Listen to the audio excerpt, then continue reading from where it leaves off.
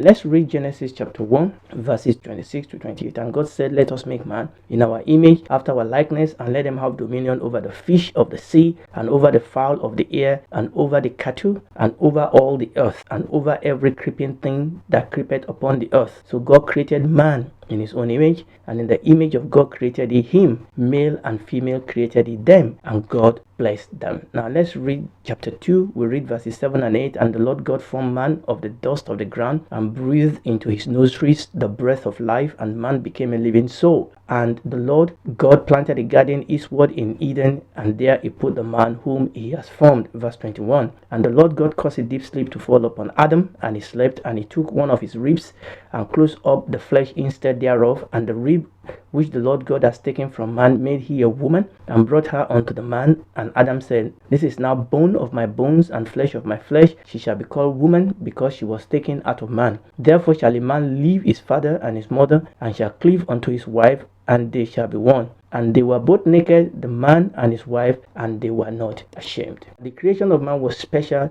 It was distinct. Okay, and we saw that man bears the stamp of God upon him, which the animals did not bear. The creation of man was distinct from the creation of animals. And what we were doing when we left up the last time is that we were looking at these 5 ways in which the creation of man differed markedly from the creation of animals, from the creation of life upon the earth. When God created man, as we read in that account in Genesis chapter 1 and Genesis chapter 2, we saw that there were distinct difference between the way God created human, and the way God created plants, and the way God created the animals. And each one of these 5 distinct different have great significance. And what we've done is to go through the 5 list, and we are back talking about some of these 5 things to look at their significance. We've spoken about the first, and we stopped where we were speaking about the second, and we are going to go back to that.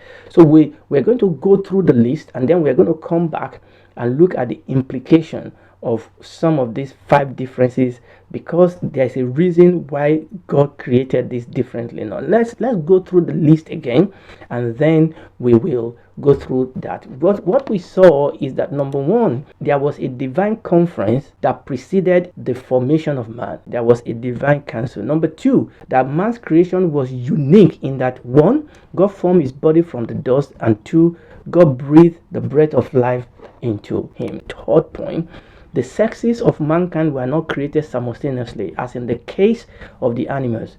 Rather, the first female was built from a section of the first male flesh and bone. Let's go on to the 4th point. Unlike animals, mankind was not broken down into species, because God, when he was creating other lives and other animals, he was created them and according to their kinds. But the creation of man was not like that. Instead, man was designated by sexuality. God created them male and female. And finally, when we look at Genesis chapter 1 and Genesis chapter 2, it is clear that mankind alone was created in the image of God. So we are in number 2, where God formed the body from the dust, the body of man from the dust, and God breathed into it the breath of life. I will read that Genesis chapter 2 verse 7 again.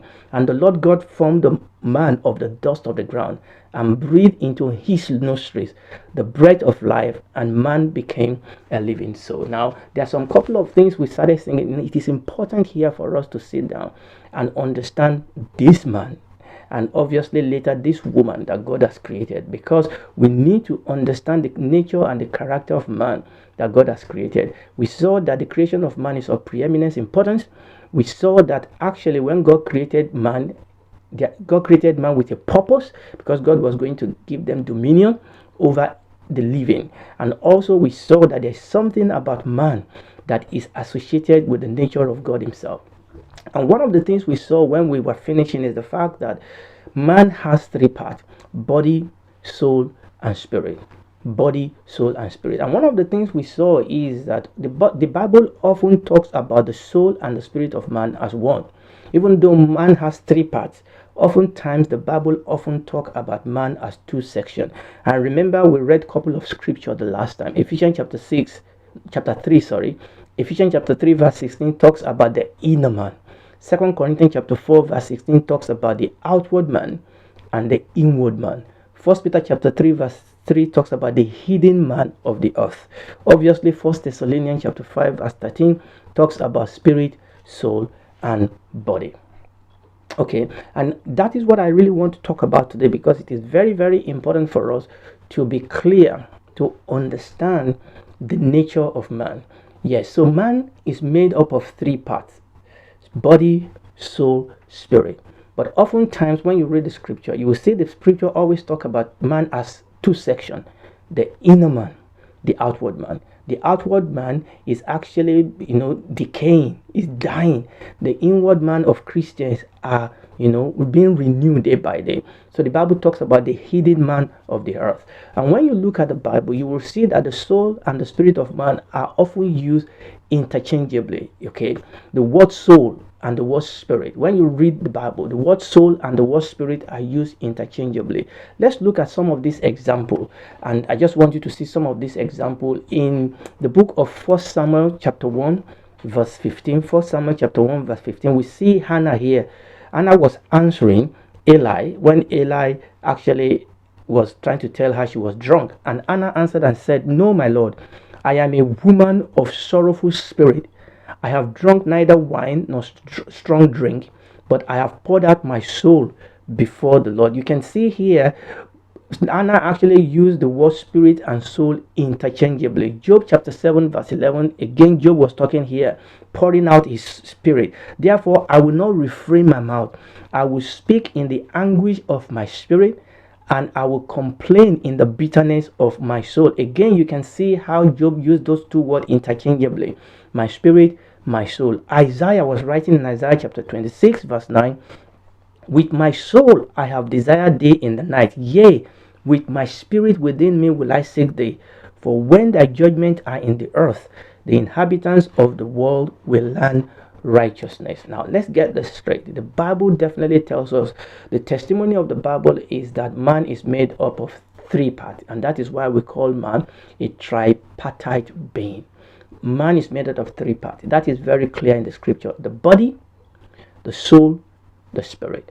But what we see in the scripture is that oftentimes the Bible often talk about the soul and the spirit of man together. It is often the way the Bible talks about the spirit and the soul of man. So oftentimes the Bible talks about the outward man and the Bible talks about the inward man.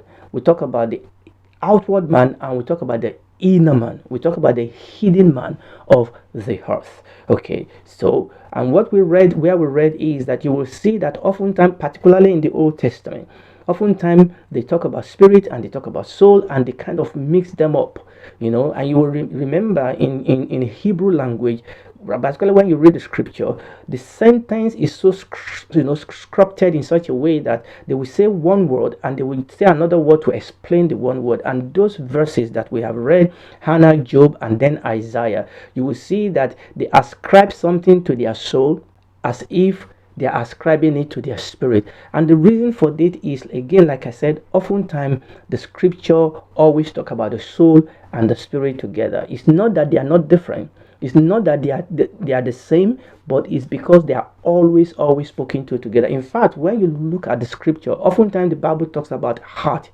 Okay, the Bible talk about the heart of men are desperately evil. Who can know it? Oftentimes when the Bible uses that word heart, oftentimes it's talking about this combination of soul and spirit. But sometimes the Bible uses the word heart when it's only referring to the soul, and sometimes you use the word heart when it's only referring to the spirit. I'm not going to go into the detail of that. What I'm trying to bring out is that when you look closely at 1 Thessalonians chapter 5 verse 3 and Hebrews chapter 4 verse 12, which I'm going to read very soon, where the soul and the spirit are differentiated for us, the point that Hebrews chapter 4 verse 12 is bringing out to us is that it is difficult to separate between the soul of a man and the spirit of a man. And that is the point that Hebrews chapter 4 verse 12 is actually trying to bring out for us. Let us read those two. 1 Thessalonians chapter 5 verse 23 says that, "And the very God of peace sanctify you wholly. And I pray God that your whole spirit and soul and body be preserved blameless unto the coming of our Lord Jesus Christ." But now look at Hebrews chapter 4 verse 12. "For the word of God is quick and powerful and sharper than any two-edged sword, piercing even to the dividing asunder of soul and spirit, and of the joint and marrow, and is a discerner of the thought and the intent of the earth. Now, it is very, very important that what Hebrews chapter 4 verse 12 is trying to tell us is that the word of God is so powerful, is so distinct, is so different, that the word of God is so powerful that it is the only tool that can actually, that is sharp enough, that can separate, that can penetrate to the hidden boundary between the soul and the spirit. And that is what Hebrews chapter 4 verse 12 is telling us. That is only the word of God that is sharp enough to pierce, to pierce and penetrate to the hidden boundary of the soul and the spirit. Now, at death, the soul of a man, the soul and the spirit of a man will separate from the body at death. Okay, so you cannot separate the soul of a man and the spirit of a man, the soul of a woman and the spirit of a woman. You cannot separate them from their body, but at death. But death is powerful enough, death is sharp enough to separate them, but there is nothing else. Death is not sharp enough, it's not powerful enough to separate between the soul of a man or the soul of a woman from their spirit. It is only the word of God that is sharp enough, that can pierce to that boundary between the soul and the spirit.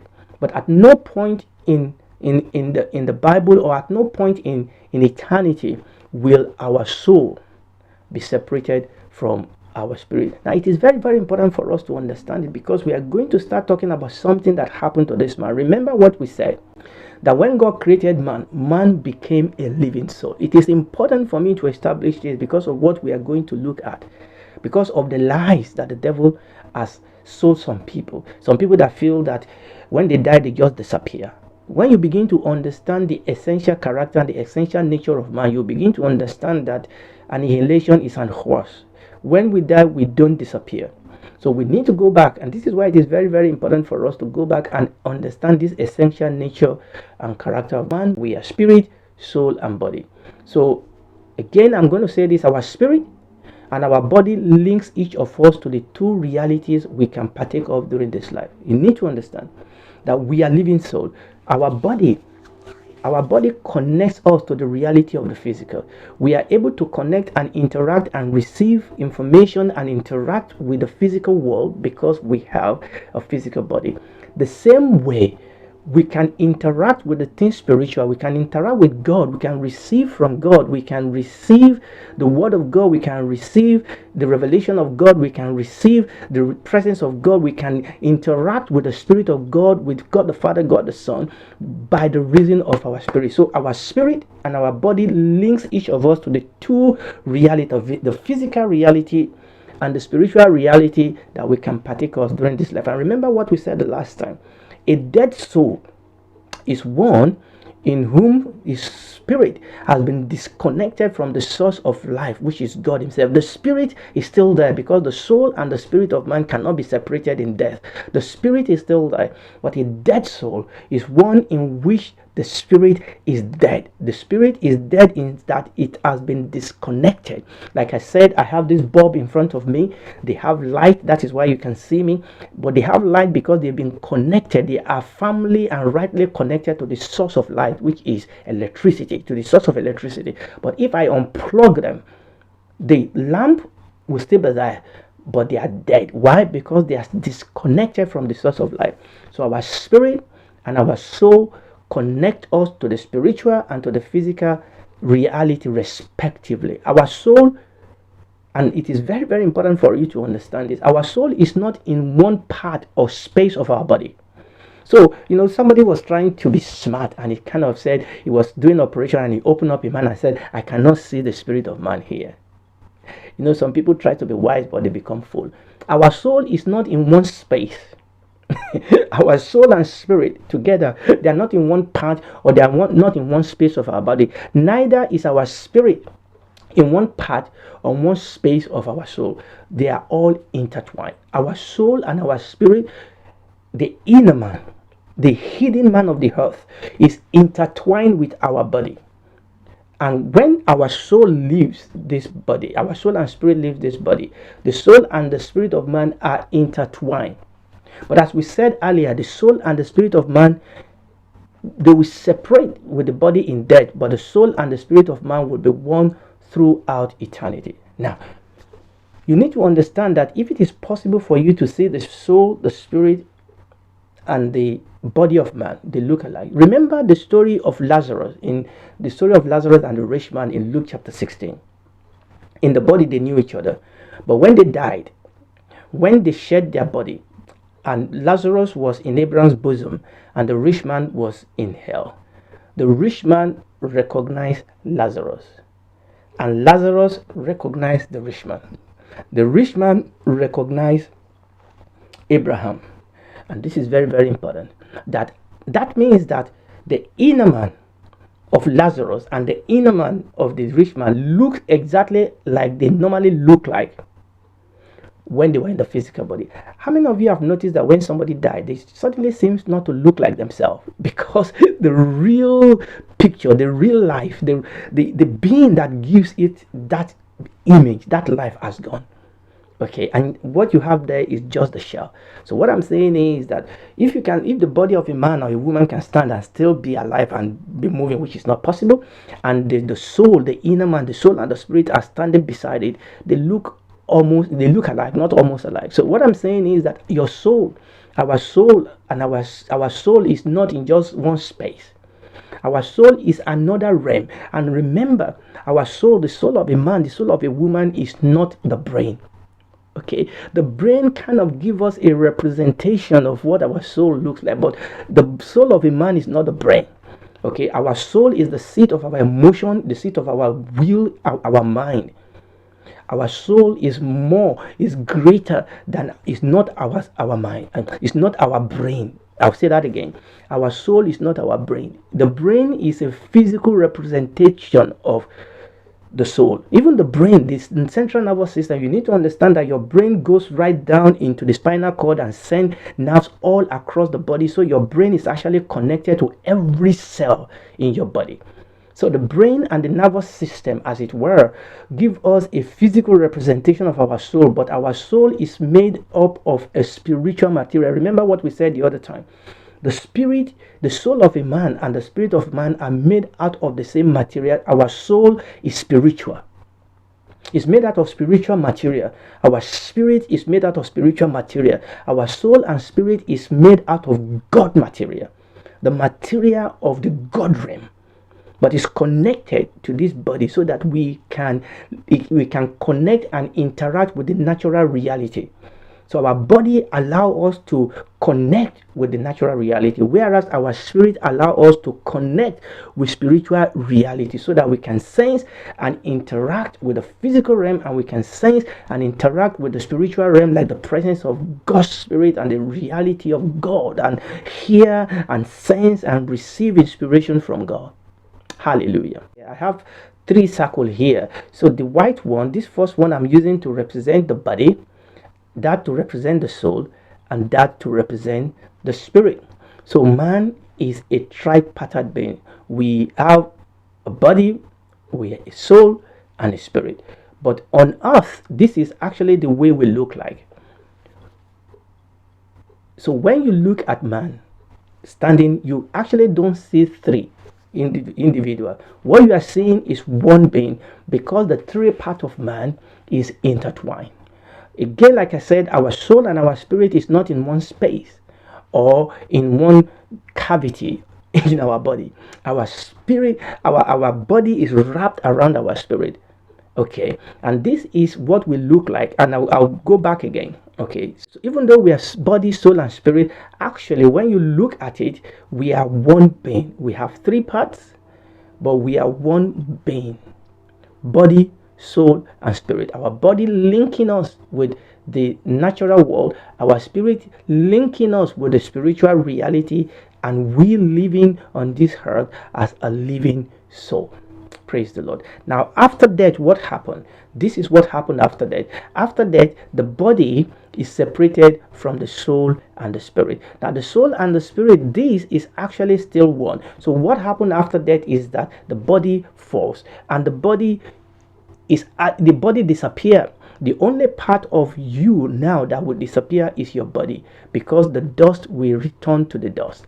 But what we have is the body disappear, but what we have here is actually our soul and our spirit, and I represent them as one because, like I said, the Bible says throughout eternity both of them will be forever one. Now, what happened to the glorified man? If you are saved, what happened to you? The Bible says this is what is going to happen, that God is going to give us a glorified body. And I'm going to end up with this, and I'm going to come back. I'm so excited. The Bible says that God is going to give us a glorified body. So in eternity, a glorified saved man and woman will be tripartite being. We'll have a body, we'll have a soul, and we have a spirit. But the only difference here is that his or our body will be a spiritual body. So our body, our resurrected body, will be made out of the same material that our soul and our spirit are made up. So the teaching of annihilation is a horse. Yes, your body will be annihilated. Yes, your body will disappear, but you will not.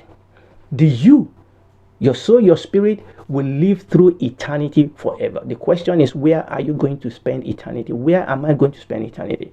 But if you are saved, if you have received Jesus Christ as your Lord and Savior, the Bible says that you will receive a new body, a glorified body, a resurrected body, so that your body will share the same essential nature with your soul and with your spirit. Now let's establish that. I'm going to read a couple of places that actually show that, and then we will close. Let's read 2 Corinthians chapter 5 verses 1 to 4. For we know that if our earthly house of this tabernacle were dissolved, which will happen to our body, we have a building of God, and house not made with hand, eternal in heaven. For in this we groan, earnestly desiring to be clothed over with our house which is from heaven. If so be that being clothed we shall not be found naked. For we that are in this tabernacle do groan, being burdened, not that we should be unclothed, but be clothed upon, that mortality might be swallowed up in life. Now let's read 1 Corinthians chapter 15 verses 52 and 53. In a moment, in the twinkling of an eye, at the last trump, for the trumpet shall sound, and the dead shall be raised incorruptible, and we shall be changed. For this corruptible must put on incorruption, and this mortal must put on immortality. And the Lord Jesus Christ in Luke chapter 24 verse 39, this was when the Lord Jesus Christ has risen from the dead. He said, behold my hand, my feet, that it is I myself. Handle me and see that a spirit has not flesh and bone as you see me have. Wow, wow, wow. Praise the Lord, praise the Lord. This is telling us a very important thing, that even though in death our soul and spirit, the inner man, the inner woman, is separated from the body in death, but that those that are saved, that have known Jesus Christ as their Lord and Savior, they are not going to stay in eternity as disembodied soul and spirit. God is going to give them a new body, a new body that is made out of supernatural spiritual material, just like the body of the Lord Jesus Christ when he resurrected. You know, he didn't have any blood. He called it flesh and bone because he's poured out his blood. The spiritual body doesn't need blood because it is sustained by the life of God himself. And the Lord Jesus was able to pass through physical world because he now have a spiritual body. And the Bible says that when you are still alive, when you and I are still alive, when the Lord Jesus comes, we are going to be changed, and this body is going to be overwhelmed. This mortality is going to be taken over by immortality, and our body is going to be changed. We are not going to be given a new body, a new tabernacle, he said. But the people that have not accepted Jesus Christ as their Lord and Savior, the people that have rejected the provision of salvation, they are going to stay in eternity as a disembodied spirit. But the disembodied spirit cannot be allowed to roam through the universe because they are dead spirit, they are wicked spirit, and they are going to be incarcerated away in prison because they cannot roam the universe like demons in the new heaven and the new earth. But as born again people that have received the salvation from the Lord Jesus Christ, God is going to give them this new body, this glorified body that the Lord Jesus Christ also received when he resurrected from the dead. Praise the Lord. I'm going to stop here today, and if you are listening to me, this is what is going to happen to those that have received Jesus Christ as their Lord and Savior. They will spend eternity with him, with new body, and live eternity with him in the new heaven and the new earth. You can join them today. Just accept this gift, this precious gift of salvation from the Lord Jesus Christ. Call him. Ask him to come and save you. admit that you are a sinner, that you need a savior. It will come. It will save you. And it will make you a son and a daughter. And in the new heaven and the new earth, you will spend eternity with him as a child of God. Do it tonight.